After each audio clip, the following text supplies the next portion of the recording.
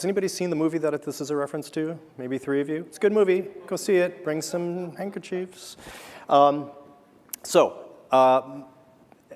background, if you take a look at the companies on the left, you'll see some trends. Many of you won't recognize the one on the lower left. That's okay.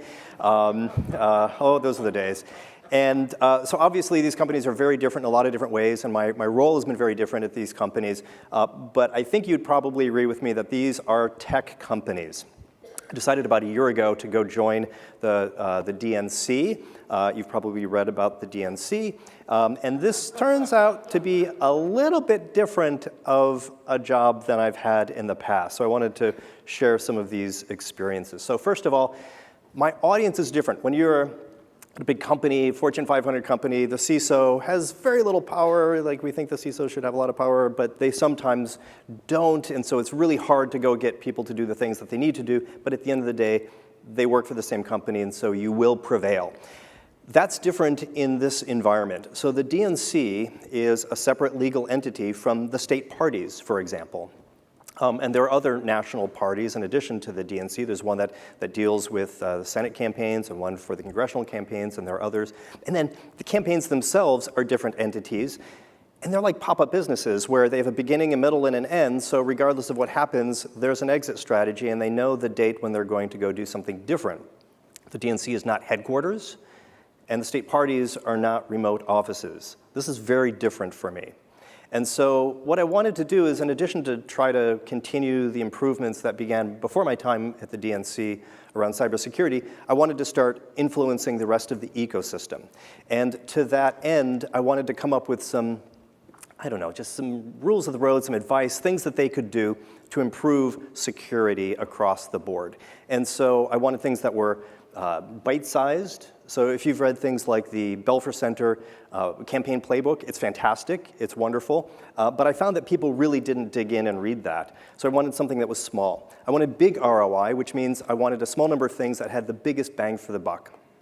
And I wanted them to be truly actionable. If you've read the checklist manifesto, you know what I'm talking about. You can't just tell people, don't get phished, don't get conned. You actually have to give them something that they can go through and check off. So that's what I wanted to do.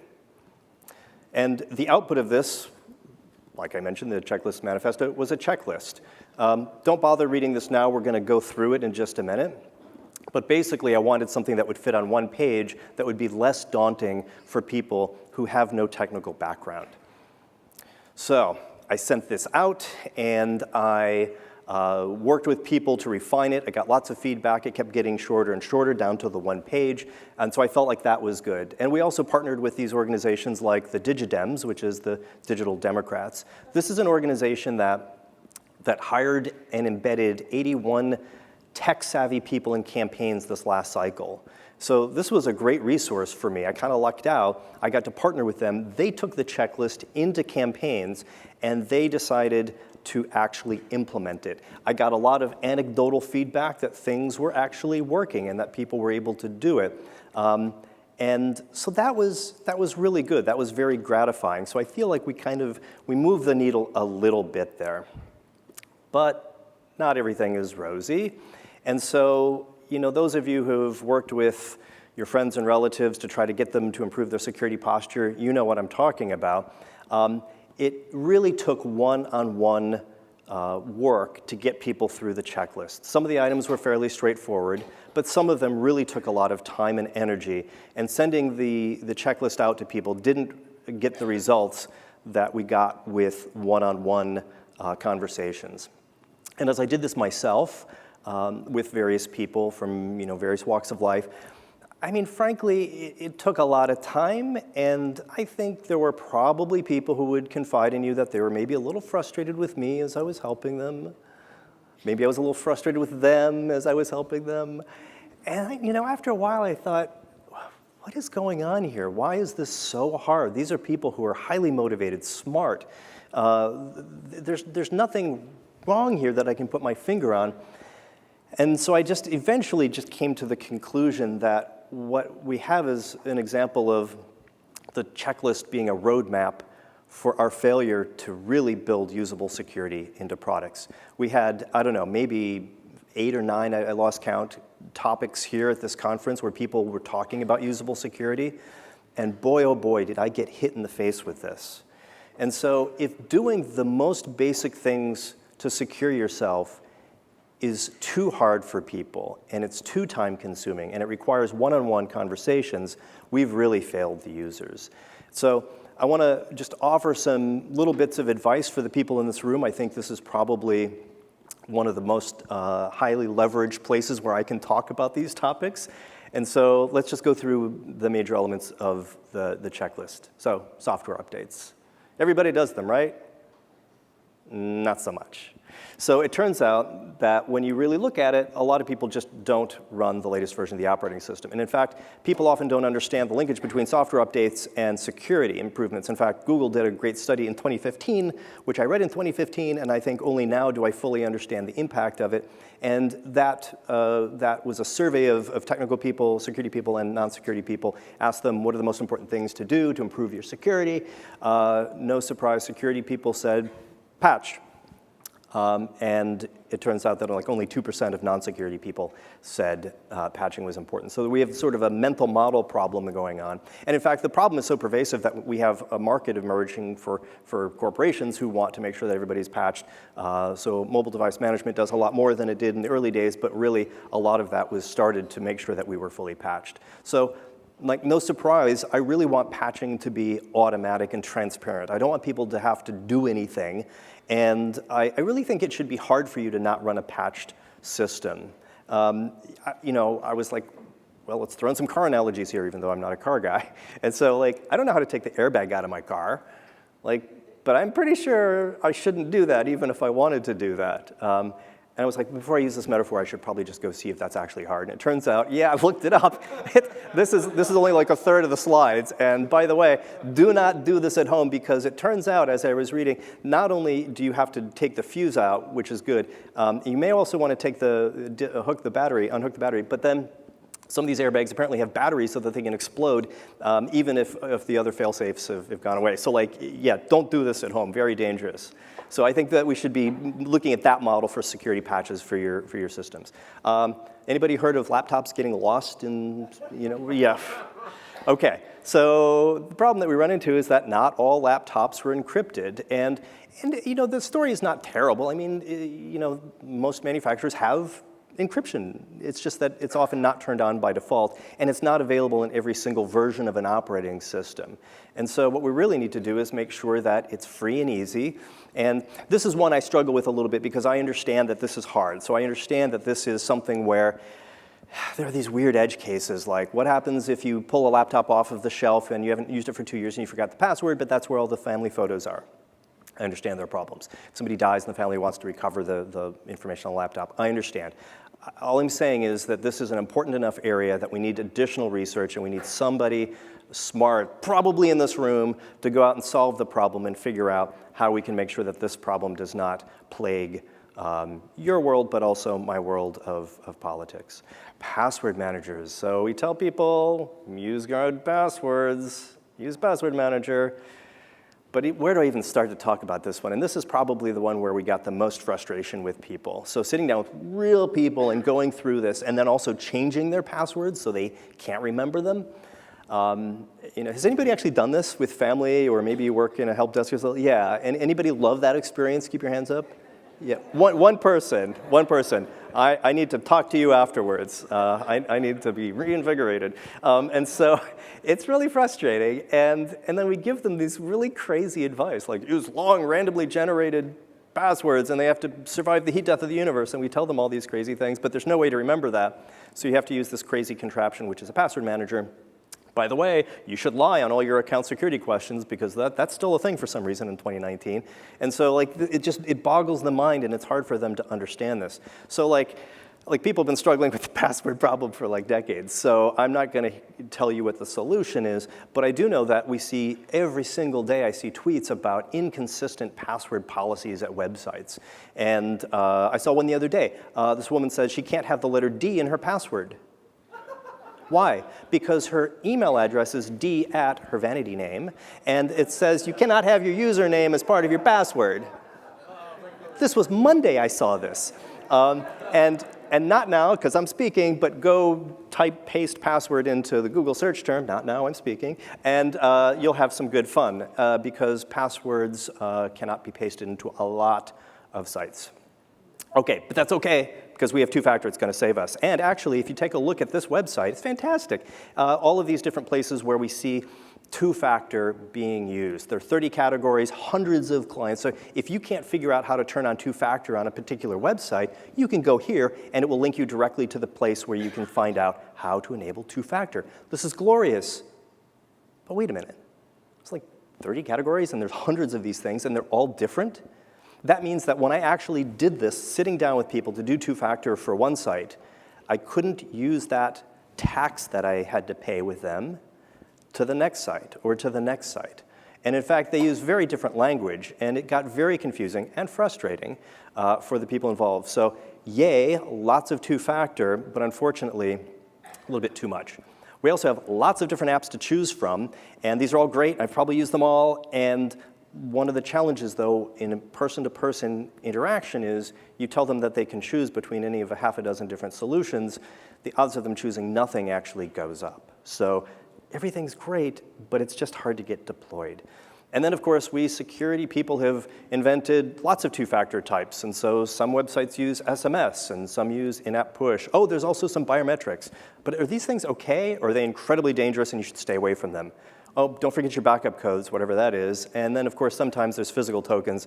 There's a lot of different kinds of those. So maybe you're carrying around a few.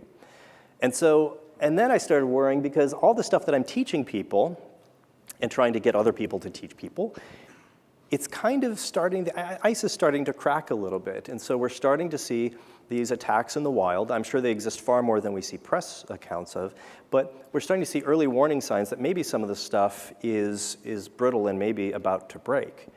So that's a challenge, but that's okay. We have now USB security keys. And there's another website, which is dongleauth.info, and it's another great website. And it will tell you exactly how to turn on the USB security key for a particular website. But again, if you have to have a site that really fans out to all of the other sites, it seems like that's kind of a problem, and there isn't a consistent unified view from these sites as to what kind of two-factor system, USB system to use. All right, so that's that one. And then I didn't include web communications on the first checklist. It'll be in the second one, but I'm a big fan of HTTPS. Anybody else? Yeah, okay. So problem is, like, not everything's on HTTPS. And then I hear people, like security people, and I see this all the time, don't connect to sketchy Wi-Fi, Bob. I'm like, wow, that sounds ominous. What's that? What is sketchy Wi-Fi? I've heard this for, I think, maybe 9, 10 years. I just don't know what that is. Is the USENIX Wi-Fi, is that sketchy? Somebody says yes. All right, well, there you go. Thank you, drive safely. And so then there's this wonderful article about the GRU hacking into this anti-chemical warfare organization. So their Wi-Fi was probably their Wi-Fi, but then you've got the GRU with literally, their article's amazing. They've got a trunk full of gear, and they're hacking into this Wi-Fi. And so does that change what sketchy Wi-Fi is? Maybe. And then that's not the only thing I worry about. So now you read about these BGP route failures every now and then. It's like, ooh, a mistake. All this traffic from DC got swung through, I don't know, China or whatever. And so, oops. So the man in the middle could be really anywhere. And so HTTPS really helps us a great deal. And there's been so much great work that's happened over the last few years. So these are just a few of them. So like the UI improvements that Google has done, Let's Encrypt. And I'm a huge fan of HTTPS everywhere. Anybody use that? Anybody use that? I'm sure the rest of you are just tweeting or something like that. You should all be using HTTPS everywhere. And so like I want more HTTPS. So like I have to tell people to install HTTPS everywhere. But like it's just a plugin. Like I understand there's like lots of technical things. I used to think like, oh, I understand that, like I sympathize with all the technical problems. And now I'm on the other side. I'm like, for the love of God, just give me HTTPS everywhere. I want it built in. And so I know teams are working on this kind of problem, but I think the situation is getting kind of dire. I run it in strict mode, and I almost never run into a place that doesn't support it. And anytime I do, I'm like, yeah, that's That's just a rat hole. I just don't need to go to that website. So if we can get everybody to patch all the time, if we can get HTTPS to be the only protocol that your web browser is shooting out over the internet, we can start to rethink this sketchy advice about sketchy Wi-Fi. Okay, so those are some of the things on the checklist and a little bit of some of my recommendations for what we can do to improve the landscape. But I want to talk about some incentives and disincentives because that matters too. I found in researching this, I tweeted out, anybody know of any incentives? Somebody said, yeah, MailChimp actually gives you a discount for using two-factor. What? This is so awesome. So thank you, MailChimp. 10% discount for 3 months when you sign up for two-factor authentication. I tweeted out, anybody know of any more? Yeah, it turns out in Fortnite, you can, as a reward for protecting your account, you'll unlock the Boogie Down emote in Fortnite Battle Royale. I don't even know what that is. And I want it so bad. So like, I want two-factor. This is a great incentive, and I want people to really think about this because this is awesome. And so I tweeted out, anybody got any more? Yeah, it turns out you can get free skins, or you can get a Core Hound pup reward. I don't know what that is, but it's so awesome. The Star Wars Old Republic, you can get exclusive gear that's in a shop that only shows up when you have two-factor turned on. This is actually wonderful. No surprise, gaming companies know how to gamify. There's some disincentives too, and this is a slightly orthogonal thing, but I think it's important to talk about disincentives. So, you know, there's a website called sso.tax, and it's interesting because it's highlighting the places, the companies where if you buy their product and then move to a single sign-on solution, you actually have to pay more. And what the author writes is that single sign-on is a core security requirement for any company with more than 5 employees. And the way I look at this is by the time you get your act together and you realize, you know what? Identity and access management is like one of the unsung heroes of real good security, and you've got onboarding and offboarding, and you're nailing that, that's the time when you're going to actually have to start to pay more. And that seems like it's backwards. So what I'm really doing is asking people to not treat security as a luxury item.